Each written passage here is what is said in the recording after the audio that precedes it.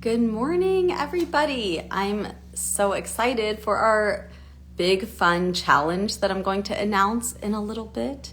I had a couple questions from a couple of our Aloha Bright friends online, so I wanted to start with answering those questions that I got yesterday, and then I'll go into our fun announcement and our challenge for this month that I'm so excited about, kind of like a New Year's challenge. So first, let me answer your questions. So Jeff asked, curious on your thoughts with fluoride in toothpaste. I have heard conflicting takes on it. I mix a little and been using non-fluoride toothpaste than those that contain it. So anyways, my thoughts on fluoride.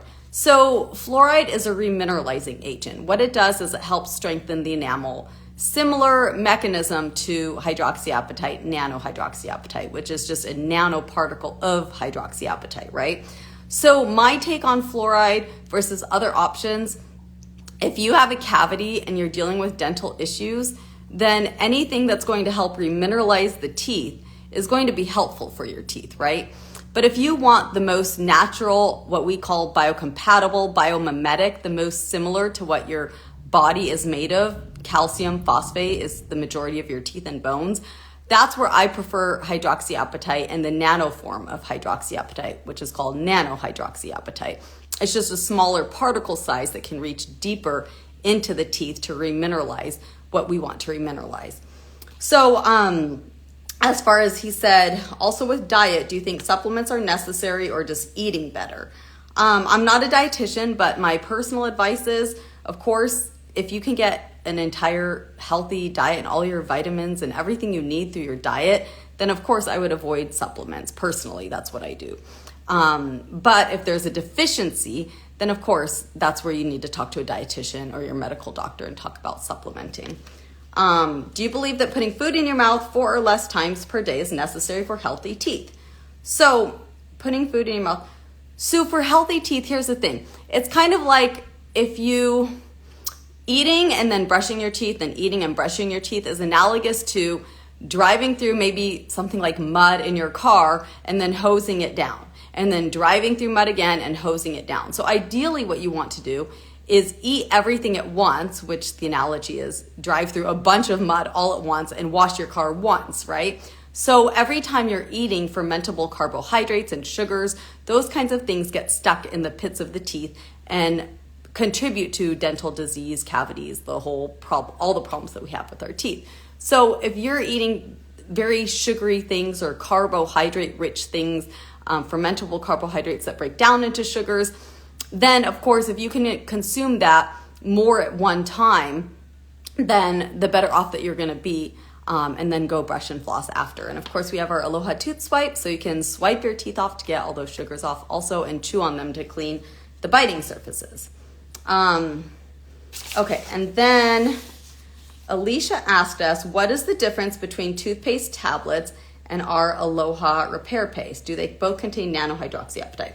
So, okay, the difference, this goes back to the difference between the particle size of a powder version of hydroxyapatite and a suspension version of hydroxyapatite. So in a powder version, the particle size is going to be larger than a suspension liquid version. So if you think about the size of the dentinal tubules, they're 1,000 to 3,000 nanometers. They're super, super tiny. You cannot see them whatsoever. And let me see, in our paste size, the paste in a suspension, the particle size averages 10 to 50 nanometers. So it's much smaller than those dentinal tubules, right? And the powder forms usually average 3,000 to 5,000 nanometers. So you can imagine the paste form is 10 to 30 nanometers and the powder form is much larger. So it's still effective at plugging up those little tubules in the teeth that cause sensitivity, but the smaller the particle size, the theory is, the more effective it is.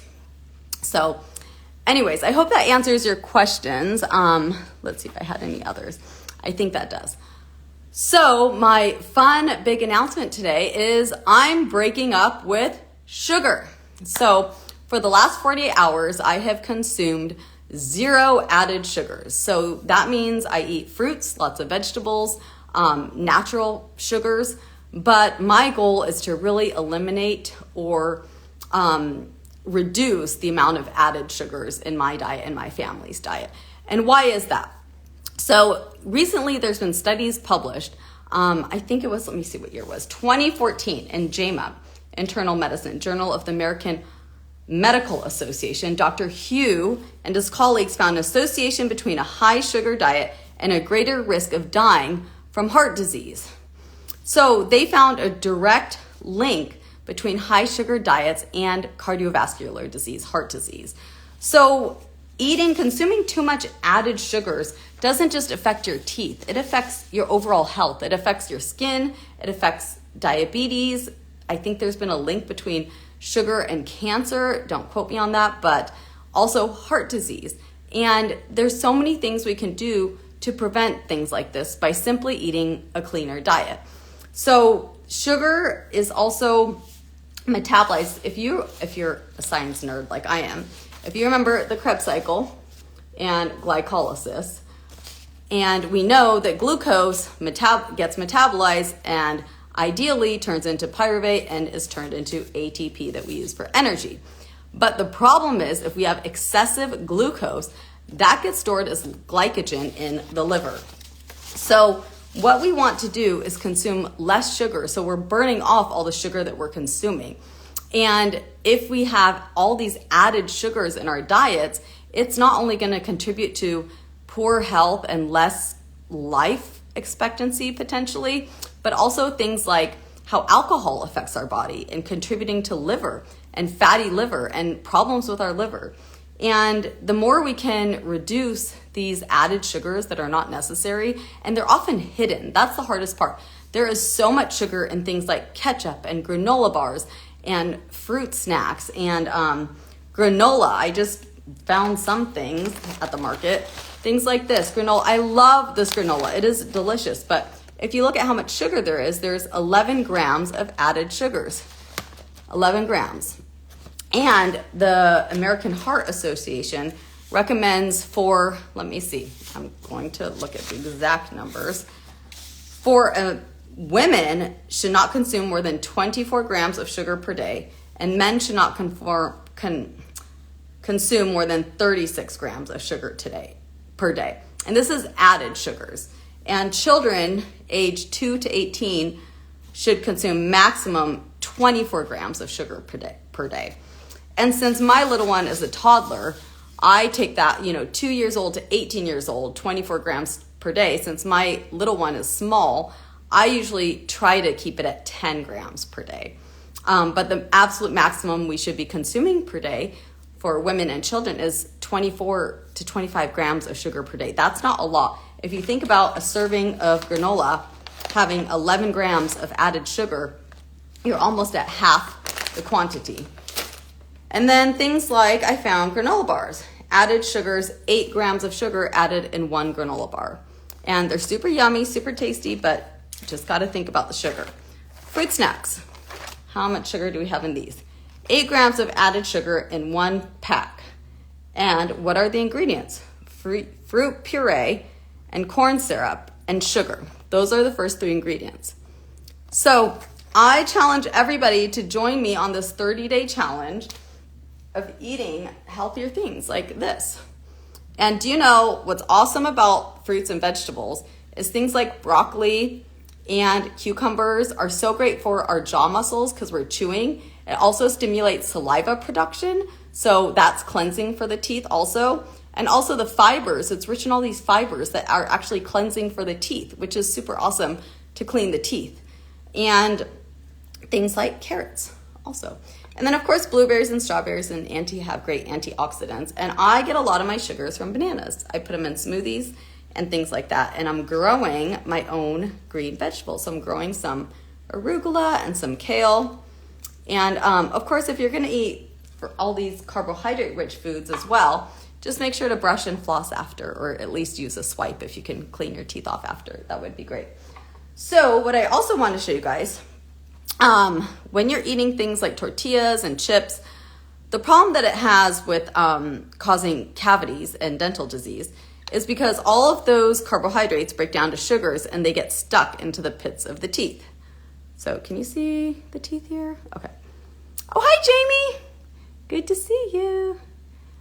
Okay, so when you get all of these sugars stuck in the pits of these teeth, especially if it's a high acidic environment, if you're eating acidic foods, drinking acidic drinks, lemon water, coffee, tea, wine, that's when these acids thrive on the teeth. So the bacteria feeds on the sugar, and the sugar, a byproduct of acid, is formed, and that's what rots out the teeth. It decays the teeth.